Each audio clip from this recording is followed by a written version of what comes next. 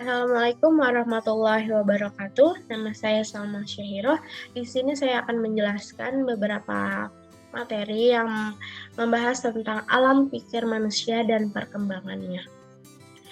Ini ada beberapa materi yang saya bakal jelaskan. Yang pertama ada ciri-ciri manusia, makhluk hidup atau manusia.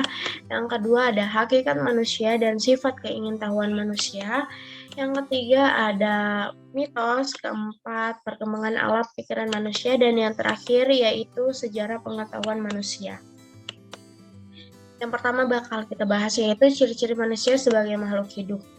Yang pertama, memiliki organ tubuh yang kompleks dan sangat khusus, terutama otak. Kemudian mengadakan metabolisme atau pertukaran zat, jadi ada yang masuk dan ada yang keluar.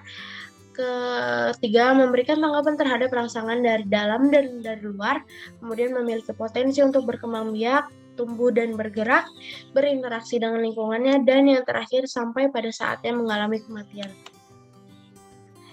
Kemudian, ciptaan Tuhan yang paling sempurna atau sifat unik dari manusia. Yang pertama, jasmani manusia lemah, tetapi rohani atau akal budi dan kemauannya itu sangat kuat. Kemudian, kematian yang keras menyebabkan manusia dapat mengendalikan jasmaninya. Yang ketiga, pengaruh negatif atau positif dapat diterima atau dapat ditolak manusia karena adanya akal budi manusia yang mampu berpikir untuk mengambil sikap. Kemudian yang keempat, unik, akal budi dan kematiannya mampu menaklukkan jasmaninya. Yang terakhir, sifat unik manusia itu mempunyai rasa ingin tahu dan akal budi yang sangat kuat sehingga manusia dapat mengembangkan ilmu pengetahuan dan teknologi. Kemudian ada hakikat manusia dan sifat keingintahuannya. Yang pertama, manusia itu dengan kemampuan berpikir dan bernalar dengan akal serta nuraninya memungkinkan untuk selalu berbuat yang lebih baik dan bijaksana untuk dirinya maupun lingkungannya. Seperti gambar di layar, sifat keingintahuan manusia itu dibagi menjadi 3, yaitu manusia dengan rasa ingin tahunya yang besar, selalu berusaha mencari keterangan tentang fenomena alam yang teramati. Ada juga manusia memiliki rasa ingin tahu yang berkembang. Ia bertanya terus setelah tahu tentang apanya, mereka juga ingin tahu bagaimana dan mengapa. Ilmu pengetahuan alam bermula dari sifat keingintahuan manusia tentang benda-benda di sekelilingnya, alam sekitarnya, angkasa luar, dan sebagainya. Seperti gambar di layar, akal budi, rasa ingin tahu, dan pengetahuan. Pemecahan persoalan sebagai akibat dari rasa ingin tahu dapat berubah. Penyelidikan langsung, penggalian hasil penelitian orang lain, kerjasama dan peneliti lain yang sedang memecahkan masalah yang sama atau sejenis. Kemudian setiap orang memiliki rasa ingin tahu terhadap suatu objek yang berbeda tergantung bidang minatnya sendiri. Kemudian rasa ingin tahu dapat diperkuat atau diperlemah oleh lingkungan. Kemudian berdasarkan waktu, dalam perjalanan waktu, pola pikir manusia berkembang sesuai zamannya, hingga terkumpul pengetahuan-pengetahuan sebagai hasil bertanya, meneliti atau menyelidiki, atau mencermati penelitian orang lain. Berdasarkan individu manusia, dalam perjalanan kehidupan seseorang, ia akan selalu belajar sesuai dengan tahap perkembangan mental dan fisiknya hingga diperoleh kumpulan pengetahuan baik sebagai hasil belajar dari lingkungan dan pengalaman pribadi maupun secara formal di sekolah. Ya, dengan kelebihan manusia dapat mengolah ciptaan Tuhan yang lainnya dengan baik dan bijaksana.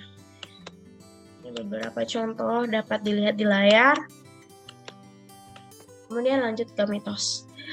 Mitos itu sendiri yaitu pengetahuan yang diperoleh melalui pengalaman dan pemikiran sederhana serta dikaitkan dengan kepercayaan akan adanya mitos.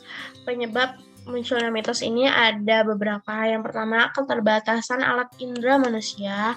Kemudian, mitos dapat diterima karena keterbatasan pengetahuan, keterbatasan penalaran, hasrat ingin tahu terpenuhi. Kemudian, sejarah perkembangan pola pikir manusia. Mitos, penalaran, dan kemudian ada pendekatan ilmiah. macam-macam mitos sebenarnya menerangkan dengan sungguh-sungguh gejala alam dengan imajinasinya, tapi belum tepat karena kurang pengetahuan sehingga dikaitkan dengan kekuatan mutlak atau kekuatan dewa. Ada juga cerita rakyat yang menceritakan peristiwa penting yang menyangkut kehidupan masyarakat dari mulut ke mulut sehingga sulit diperiksa kebenarannya. Kemudian ada legenda tentang tokoh yang dikaitkan terjadinya suatu daerah. Jadi yang di layar ini di bawahnya itu contoh dari macam-macam mitos itu. Kemudian contoh mitos yang berkembang di masyarakat ini banyak nih. Yang pertama, kupu-kupu di dalam rumah. Bila kupu-kupu hinggap di badan salah satu anggota keluarga, maka yang datang adalah orang terdekat. Dan beberapa contoh mitos yang berkembang di masyarakat lainnya.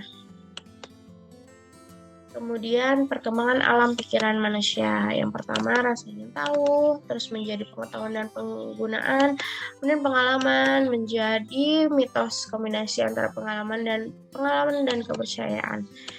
Kemudian lanjut ke metode ilmiah. Sejarah pengetahuan manusia, yang pertama logika dan pengetahuan, yang kemudian alam, logika dan manusia, yang ketiga pandangan manusia terhadap alam, yang keempat sejarah perkembangan ilmu pengetahuan alam, yang kelima metode ilmiah dan implementasinya, dan keenam lahirnya ilmu kealamiahan. Kemudian kita lanjut pembahasan tentang sejarah pengetahuan manusia. Menurut Auguste Comte, sejarah perkembangan manusia melalui tiga tahap. Yang pertama, tahap teologi atau tahap metafisika, mitos untuk mengenal realita.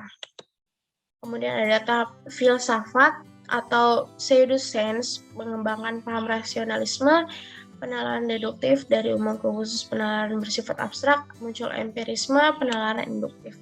Kemudian ada tahap positif atau ilmu sains, penalaran deduktif dan induktif dikenal dan metode ilmiah.